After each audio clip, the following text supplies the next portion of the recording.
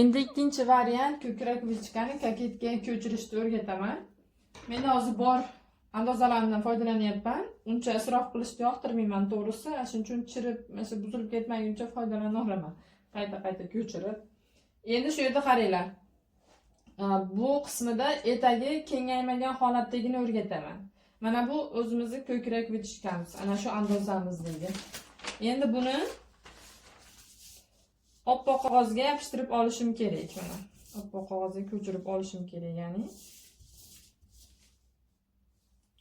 Endi hozir bor qog'ozdan foydalanib turaman. Mana shuni yopishtirib olamiz. Sizlarda esa bu yerda qirqilmagan bo'ladi, menda qirqilgan. Endi sizlarda qirqilmagan holatda bo'ladi. Mana yopishtirib oldim. Mening ko'kragimning uchigacha bo'lgan masofa mana bu yerda, mana ko'krak uchi markazim mana shu yerda meni.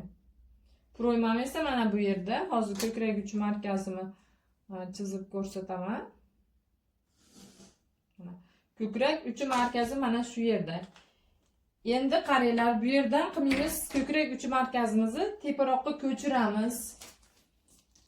Mana. Endi shu yerda qanday ko'chiramiz? Aytaymi, shu yerda qaranglar, где-то ko'krak uchidan 4 sm tepagacha ko'taramiz. Mana ko'tarib belgilab olamiz. Undan ko'p chiqishinglarni tavsiya bermayman. Mana 4 sm. Buni hozircha belgilab chizib turaman. Mana. Endi meni mana shu ko'krak uchi markazim mana bu yerda. Mana shu o'rtasini topib olinglar. Baribir vilchkani tikayotganimizda hech qachon ko'krakni uchiga olib kelmaymiz. Qachab 2-3 sm qochirib turib keyin tikamiz har tomonlamadagi vilchkalarda, to'g'rimi?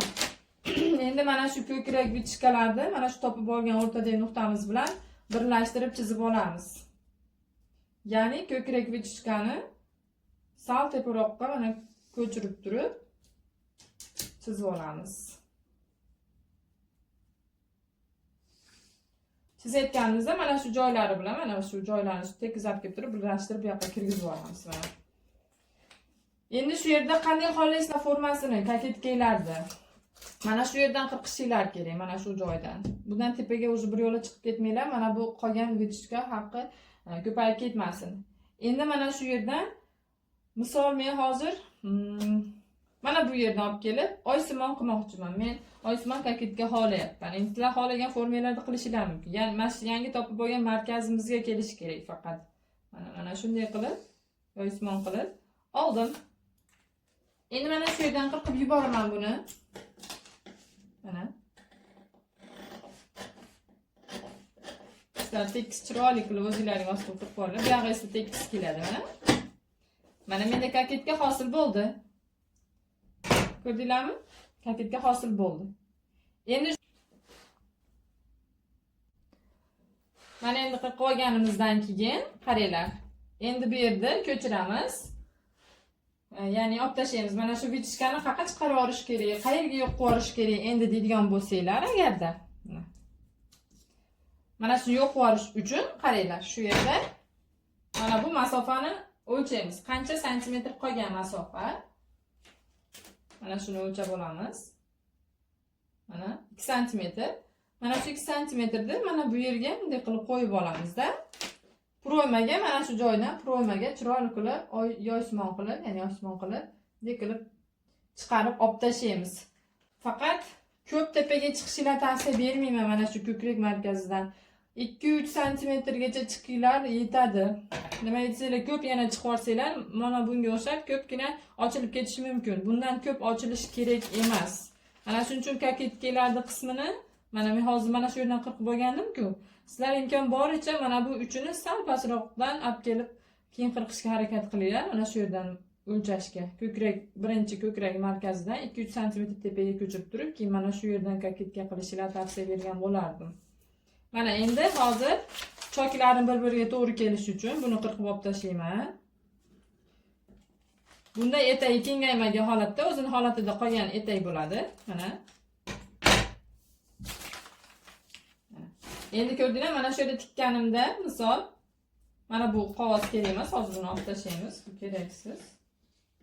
Ya'ni bu vilchkani hozir yopishimiz kerak birinchi o'rinda. Avvalgi Bichishkani yopib olishingiz kerak, yopishtirganni. Buni yopib olasizlar, albatta yopib olinglar. Hozir aytib o'tish esimdan chiqibdi.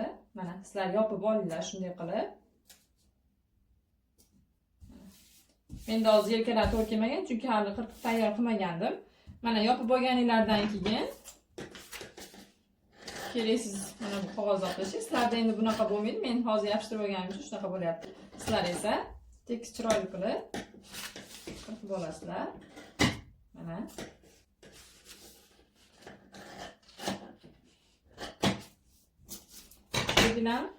Endi mana shu yerda tikadigan bo'lsam, mana o'zi mana bu joyim bir-biriga to'g'ri keladi. Mana to'g'ri keladi, ko'rdinglar? Mana misol men hisoblab mana olib kelsam, to'g'ri keladi bir-biriga tikkanimda. O'zini holatiga qaytib qoladi. Mana tikkanimda o'zi chiroyli bo'lib o'z holatiga qaytadi. Mana shu yer. Ko'krak bichkalaringiz уже tayyor mana shu joylarga kirib ketadi.